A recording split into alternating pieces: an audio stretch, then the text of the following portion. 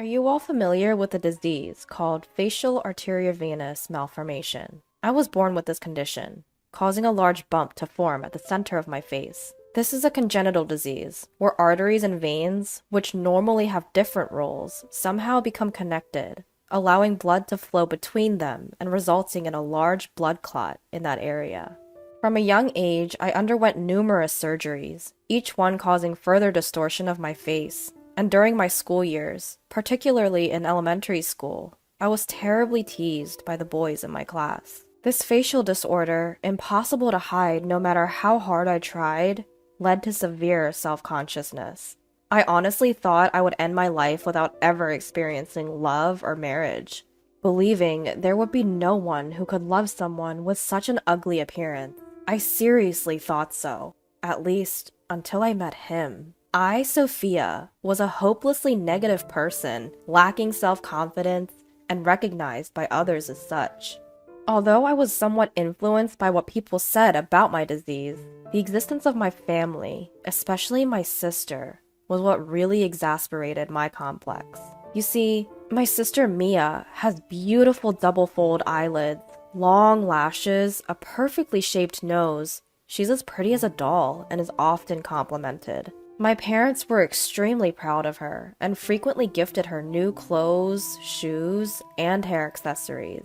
In contrast, my ugliness, a product of my disease, was treated as if I didn't exist. They'd say, "It'd be pitiful for Mia to be seen as siblings with such an ugly sister." For this reason, my parents did not want me to spend much time with my sister. However, Mia didn't care about my disease at all. She treated me normally, even giving me the toys and hair accessories she'd received, and defending me against those who made comments about my face. She was always there for me. While I love and cherish her for being such a saving grace in my life, my parents' love was always directed at her. They showed no interest in time. And for instance, even if Mia got grades in the 70s, they would compliment her. "Getting this high is incredible! Our Mia is not only pretty, but also good at studying. We're truly proud of her." But no matter how well I did on a test, they would always dismiss it with, "You know, being good at studying isn't enough to get you through life.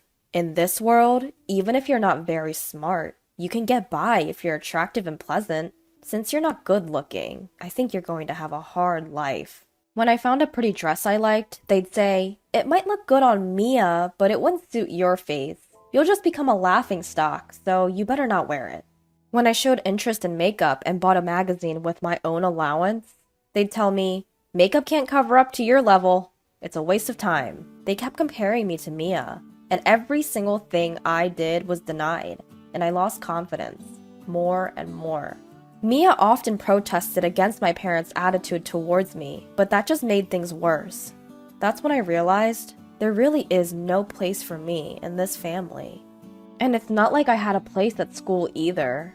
I was teased by the boys in my class with nicknames like Monster or Face Weapon, and there were times when I was avoided because people said they might catch my disease if they touched me. Even in middle school, although the treatment wasn't as harsh, there were still boys who would grimace just by me being next to them. And while no one would say anything to me directly, I would often hear whispers about me. But what hurt the most was being made the subject of a punishment game. There used to be a game where the person who lost had to confess their feelings to someone in the class, and I was often the target of that punishment game. Of course, I knew they were only confessing because they had lost a game, so I politely declined. But then they go around saying, "I got rejected by that monster girl!" And I was yelled at by one of the boys I had turned down, saying, "Don't get all high and mighty just because it's a punishment game, ugly." At the time, it seemed so selfish and unfair to me, but I was convinced that my face was a sin. I thought I was causing discomfort to others just by being there. I was filled with guilt. During my years in elementary and middle school, I had no good memories of boys at all. But there was once, just once, when I fell in love with a boy in my class. This happened in my sophomore year of high school. A boy from my class, whom I happened to be seated with after the classes were shuffled, would treat me like any other person, without making fun of or avoiding my face. He would greet me with a good morning, every day as our seats were adjacent. I knew full well that he didn't have any feelings for me, but his single greeting brought me so much joy in the face of constant ridicule and avoidance that I naturally began to like him. However, I didn't really want to date him or anything like that. I just wanted this pleasant time to last as long as it could. But day by day, I felt more and more that I liked the boy, and after worrying about what to do, I asked my sister for advice, and she said, "I think it's a good idea to just tell him how you feel." After much deliberation, I decided to tell him how I felt. So I left a letter expressing my feelings in his desk. A few days later, I noticed something strange about the atmosphere in the class when I arrived at school.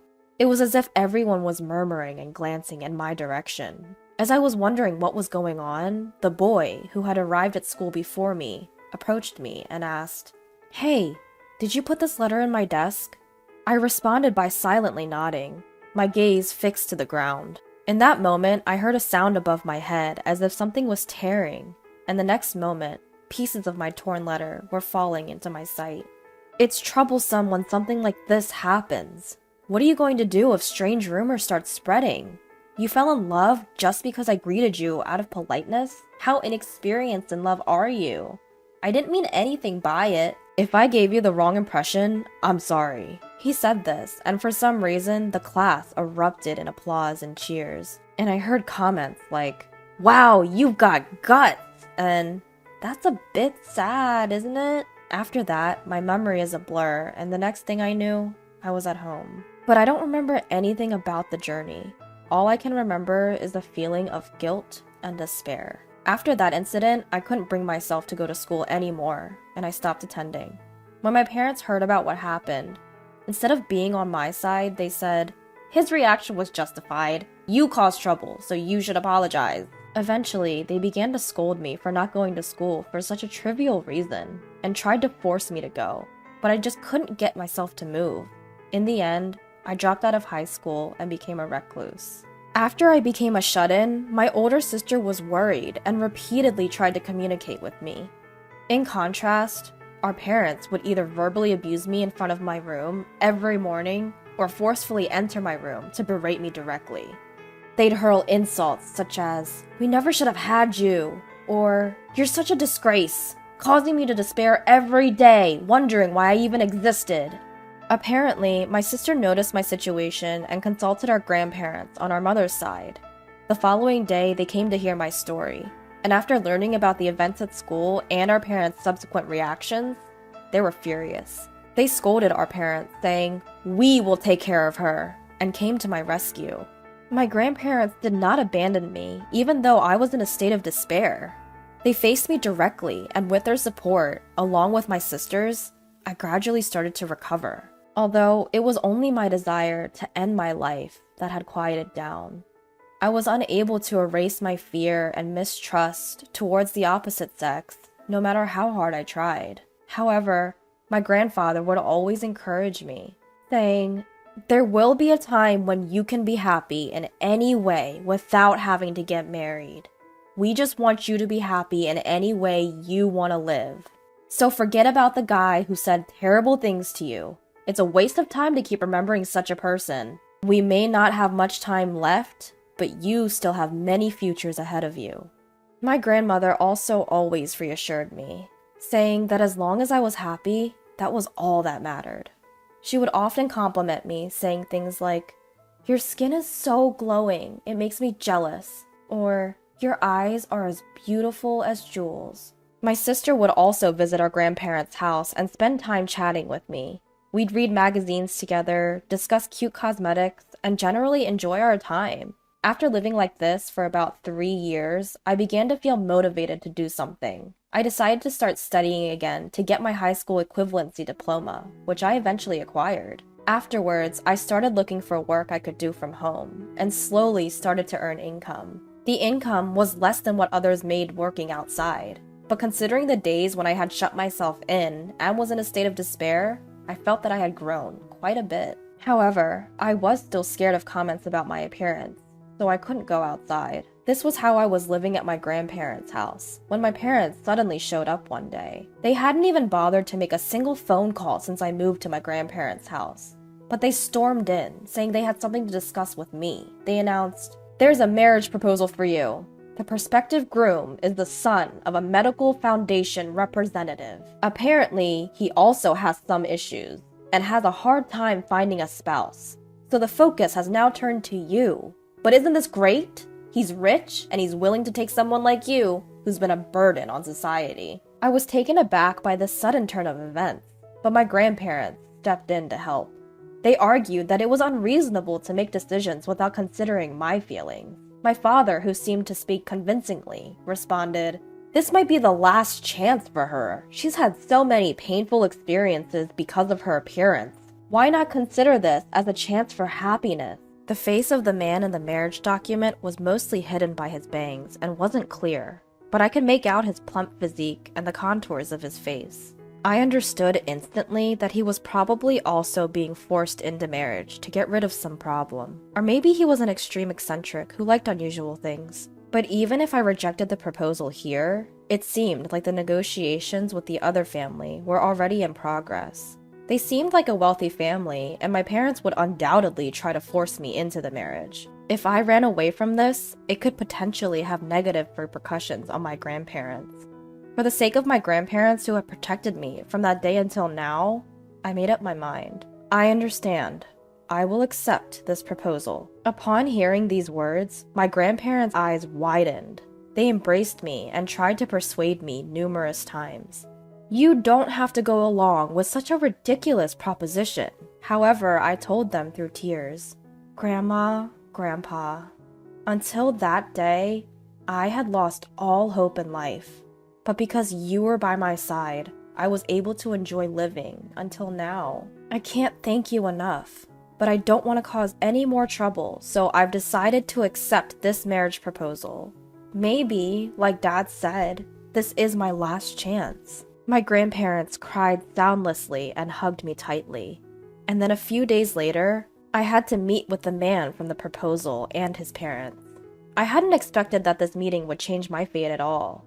The prospective groom, a man named Matthew, was hunched over and always looking down. His face was mostly hidden by his hair, and his skin seemed to be rough in places. His voice was so quiet that I sometimes couldn't understand what he was saying. Matthew barely glanced at my face throughout our meeting and only answered questions in short, clipped sentences. I wondered, is this man going to be my husband? He can't even hold a basic conversation. However, I was in no position to complain. Both sets of parents seemed not only enthusiastic about the marriage, but acted as if it was already decided. I felt comfortable, but I didn't feel like I could say no. Eventually, the marriage arrangement was agreed upon. Sure enough, as the son of a wealthy family, a luxurious high-rise apartment was provided as our new home, furnished with high-end branded appliances and furniture. However, our conversations didn't flow well. It was almost like he couldn't see me. He was so silent. However, being constantly silent was also stressful, so I tried to find a conversation topic. "Why did you accept this marriage proposal, Matthew?" Upon asking this, he surprisingly began to take off his long-sleeved shirt. Confused by his sudden action and in a state of panic, I saw that his skin was red and appeared inflamed. He explained, "I suffer from a skin disease called psoriasis. It doesn't transfer from touch, so please don't worry. But because of its appearance, I've reached this point without any romantic experiences. There were even rumors that I had an STD, which is impossible. Moreover, my appearance is so unattractive that even my parents don't want to involve themselves with me. They probably brought up this marriage to get rid of me. I'm sorry for involving you in my circumstances." After explaining, he redressed and bowed deeply to me. I saw a glimpse of inflammation at his hairline, and I understood that he was growing his bangs long to hide it. "I see. Please, raise your head. I'm in a similar situation too." When Matthew raised his face, I told him everything about my past. When he heard my story about high school, he started crying. "I can't believe something like that happened to you. It must have been so hard at the time. It's unacceptable that a guy would do that to you, treating you like an exhibit. That's outrageous." He became angry to a stranger on my behalf and offered me words of comfort. Despite having experienced his share of hardships, he cried and became angry upon hearing my story. I wondered, how kind-hearted is this man? Seeing this, I commented, "We seem quite similar, don't we?" Matthew replied, blushing with a shy smile. I was thinking the same thing. After that, we spent the entire night sharing our life stories, crying, getting angry, and sympathizing with each other. From then on, we slowly started to understand each other. I tried to understand his disease and collected a variety of information, trying everything from dietary therapy to supplements. But, I noticed that he was surprisingly picky about food, especially vegetables. So I tried different seasonings and cooking methods and made various arrangements so that he could eat more easily. Then perhaps, finding the taste to his liking, he began to enjoy his meals, saying they were delicious. He began to improve his constitution, little by taking in nutrients through meals and taking medication. Also, to reduce stress, we started doing things like yoga and having lots of conversations, and I saw Matthew's smile slowly increase.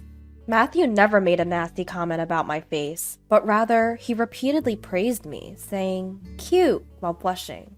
Just once when I asked him, "Don't you dislike my face?"